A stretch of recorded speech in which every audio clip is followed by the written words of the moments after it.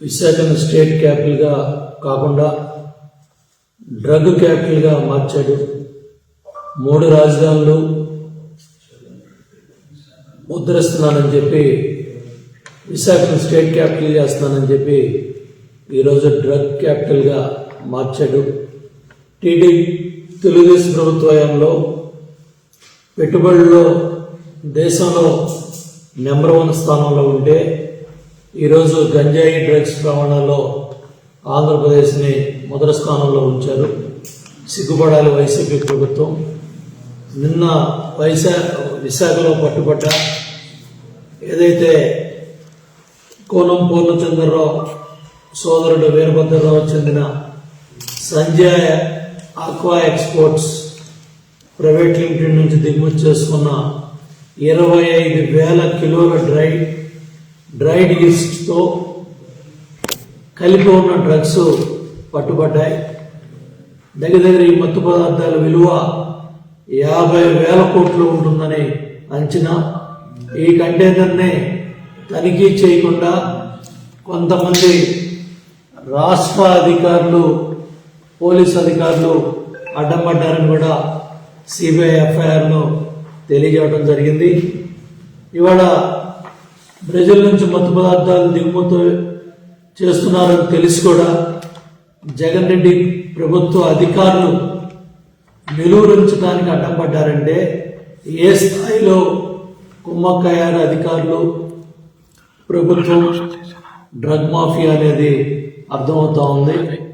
ఆనాడు కొలంబియా దేశానికి సంబంధించిన డ్రగ్ మాఫియా ఏ విధంగా ఎస్కోబార్ పేరు తెచ్చుకున్నారో ఇవాళ డ్రగ్స్ గంజాయి సామ్రాజ్యాన్ని విస్తరించడంలో ఆంధ్ర ఎస్కోబార్గా జగన్ రెడ్డి కూడా ఈరోజు దేశంలో పేరు తెచ్చుకున్నాడు. రుషికొండకు బోడిగుండు కొట్టి 500 కోట్లతో జగన్ రెడ్డి ప్యాలెస్ కట్టుకున్నది కూడా ఈ విశాఖని గంజాయి క్యాపిటల్ చేయడానికి, విశాఖని డ్రగ్స్ క్యాపిటల్ చేయడానికే ఈ కార్యక్రమాలన్నీ కూడా నడిపారు. ఒక ప్రాంతీయ పార్టీ వైసీపీ పార్టీకి సంబంధించిన ఎంపీ, రాజ్యసభ ఎంపీ విజయసాయి రెడ్డి మరి బ్రెజిల్ దేశాధ్యక్షుడికి ఎన్నికైన సందర్భంలో శుభాకాంక్షలు తెలియజేశాడంటే ఎవరు జగన్ రెడ్డి కుటుంబంలో సౌత్ ఆఫ్రికాలో కానీ ఆఫ్రికన్ కంట్రీస్లో కానీ ఈ బియ్యం ఎగుమతులు కావచ్చు, డ్రగ్స్ మాఫియా ఈ ఎగుమతులు కావచ్చు, అట్లాగే గంజాయిని కూడా మరి ఉండలుగా తయారు చేసి మరి వాటిని కూడా మరి పెద్ద ఎత్తున మరి 1,000 కోట్ల రూపాయలు ఆ వ్యాపారం కూడా సాగుతుందని చెప్పి కూడా బయట ఇవాళ మీడియాలో వార్తలు వస్తూ ఉన్నాయి. వీటన్నిటి మీద కూడా సిబిఐ విచారణ త్వరితగతిగా చేసి ఎవరైతే దీంట్లో బాధ్యులయ్యారో వాళ్ళందరినీ కూడా అరెస్ట్ చేయాలని డిమాండ్ చేస్తున్నాం. యువత భవిష్యత్తుని ఈ జగన్ డ్రగ్స్ మాఫియా నాశనం చేస్తూ ఉంది. ఎన్నికల తరుణంలో ఈ 2 నెలలు కూడా యువతని డ్రగ్స్కి బానిసలు చేయాలని 50,000 కోట్ల విలువైన 25,000 కిలోల డ్రగ్స్ని దానికి సంబంధించిన ప్రోడక్ట్స్ని దిగుమతి చేసుకున్నారంటే ఇదంతా కూడా ఎన్నికల షెడ్యూల్. మరి ఆ షిప్ కంటైనర్ ఏదైతే టైం డిలే అవటం వల్ల ఈ పాపాలన్నీ కూడా బట్టబయలైనాయి. అదే ఎన్నికల షెడ్యూల్ ముందైతే ఈ వాస్తవాలు కూడా ప్రపంచానికి తెలిసే కాదు, దేశానికి తెలిసే కాదు. దీని మీద ఇమ్మీడియట్గా ఎవరైతే వైసీపీ వ్యవస్థ సభ్యులు ఉన్నారో, ఎవరైతే కోనం కుటుంబ సభ్యులు మొత్తం ఉన్నారో ఇవన్నీ కూడా బట్టబయలు అవ్వాలి. అట్లాగే బ్రెజిల్ దేశాధ్యక్షునికి విజయసాయి రెడ్డి ఎందుకు ట్వీట్ చేశాడో, ఎందుకు శుభాకాంక్షలు తెలిపాడో కూడా విజయసాయి రెడ్డి, జగన్ రెడ్డి రాష్ట్ర ప్రజలకు సమాధానం చెప్పాలి. సిబిఐ అధికారులకి ఎవరైతే అడ్డం పడ్డారో ఏపీ ఉన్నతాధికారులు వాళ్ళెవరో ఆటంకాలు కల్పించారో వాళ్ళ పేర్లు కూడా బయట పెట్టాలి. వాళ్ళని కూడా ఇమ్మీడియట్గా వాళ్ళ మీద కూడా చర్యలు తీసుకోవాలని డిమాండ్ చేస్తున్నాను. పెట్టుబడుల ఆకర్షణలో ఉన్న ఏపీ ఈరోజు గంజాయి డ్రగ్స్కి ఎందుకు మరి వాళ్ళ ఈ రాష్ట్రాన్ని ఈ విధంగా చేశారో జగన్ రెడ్డి కూడా రాష్ట్ర ప్రజలకి సమాధానం చెప్పాలి. అట్లా ఈ కంటైనర్లో కూడా ఏదైతే వచ్చి దిగుమతి చేసుకున్న వాటిలో మార్ఫిన్ కావచ్చు, కొకైన్ కావచ్చు, హెరాయిన్ కావచ్చు, యాంఫిటమిన్స్ కావచ్చు, మెస్కిలిన్ లాంటి భయంకర మత్తు పదార్థాలు ఉన్నాయని కూడా సిబిఐ ఎఫ్ఐఆర్లో చెప్పారు. అట్లాగే సిబిఐ ఎఫ్ఐఆర్ కూడా ఇదే కాకుండా గతంలో ముంద్రా పోర్ట్ నుంచి గుజరాత్ నుంచి 21,000 కోట్ల హెరాయిన్ దిగుమతి ఆనాడు కాకినాడ ఎమ్మెల్యే చాలా మంది పేర్లు బయటకు వస్తే ఇంతవరకు వాటి మీద చర్యలు తీసుకున్న పాపాన పోలేదు. వాటి మీద వాస్తవాలు కూడా బయటికి రాలేదు. ఇప్పుడు ఏకంగా డ్రై ఎసెట్ పేరుతో 50,000 కోట్ల విలువైన 25,000 కిలోల మార్ఫిన్, కొకైన్, హెరాయిన్, యాంఫిటమిన్స్, మెస్కిలిన్ ఇవన్నీ కూడా ఉన్నాయని సిబిఐ రిపోర్ట్లో చెప్పారు.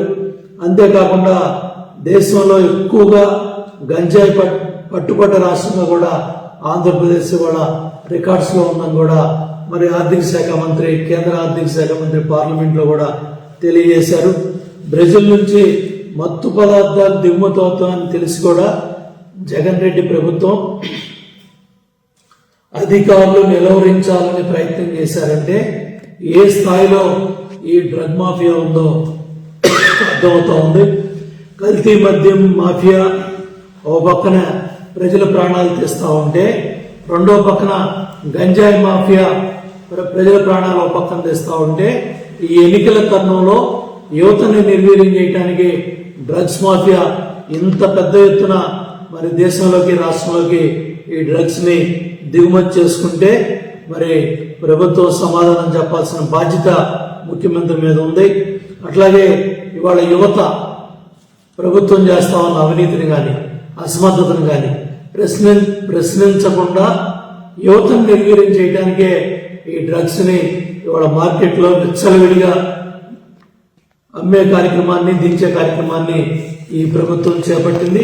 కాబట్టి సోషల్ మీడియాలో తప్పుడు ప్రచారాలను కూడా తెలుగుదేశం పార్టీ మీద మరి బీజేపీ మీద మరి ప్రధాన ప్రతిపక్ష పార్టీల మీద మరి వైసీపీ పేటీఎం బ్యాచ్ అంతా కూడా చేస్తూ ఉంది. దీన్ని తీవ్రంగా ఖండిస్తా ఉన్నాం. అట్లాగే కోనం వీరభద్రరావు కూడా కరోనా సమయంలో ముఖ్యమంత్రి సహాయ నిధికి 50 లక్షల రూపాయల విరాళాలు ఇచ్చినట్టు విజయసాయిరెడ్డి ముఖ్యమంత్రి ఫోటోలు కూడా బయటకు వస్తూ ఉన్నాయి.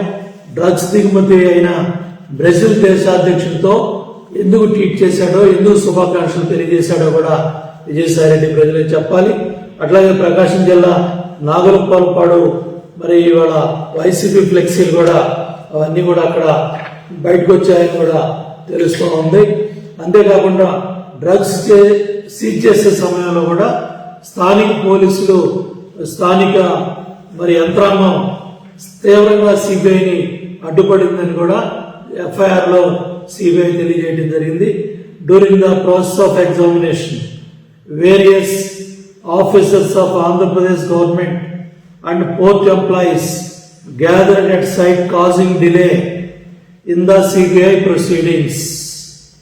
దీనికేం సమాధానం చెప్తుంది జగన్ రెడ్డి ప్రభుత్వం? దీనికేం సమాధానం చెప్తుంది పోలీస్ యంత్రాంగం? అక్కడ పనిచేస్తా ఉన్న యంత్రాంగం. The representatives of importer informed that there is prediction of rainfall and all his goods might get damaged in rainfall.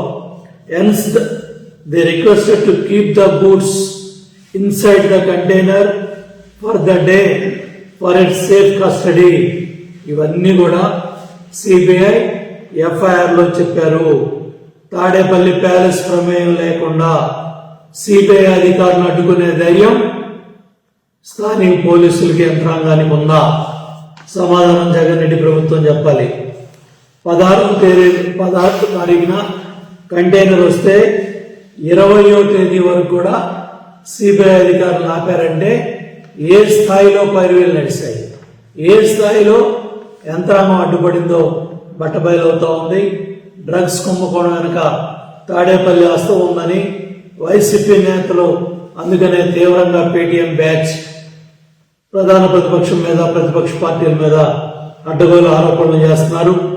ఎంత స్థాయిలో ప్రభుత్వ అండదండలు లేకుండా డ్రగ్స్ మాఫియా విశాఖ పోర్ట్లో ఇంత పెద్ద ఎత్తున 25,000 కేజీల డ్రగ్స్ సంబంధించిన ప్రోడక్ట్స్ ని దింపే ధైర్యం ఎవరికి ఉంటుందని చెప్పి నేను జగన్ రెడ్డి ప్రభుత్వాన్ని నిలదీస్తున్నాను. ఆ విధంగా 2019 ఎన్నికల్లో వివేకానంద రెడ్డి హత్య కేసులో, బాబాయ్ హత్య కేసులో మా చేతుల్లో గొడవలు పెట్టి ఆ రోజు ఆ నిందంతా కూడా తెలుగుదేశం పార్టీ మీద వేసి, ప్రభుత్వం మీద వేసి ఎన్నికల్లో లబ్ధి పొందారు.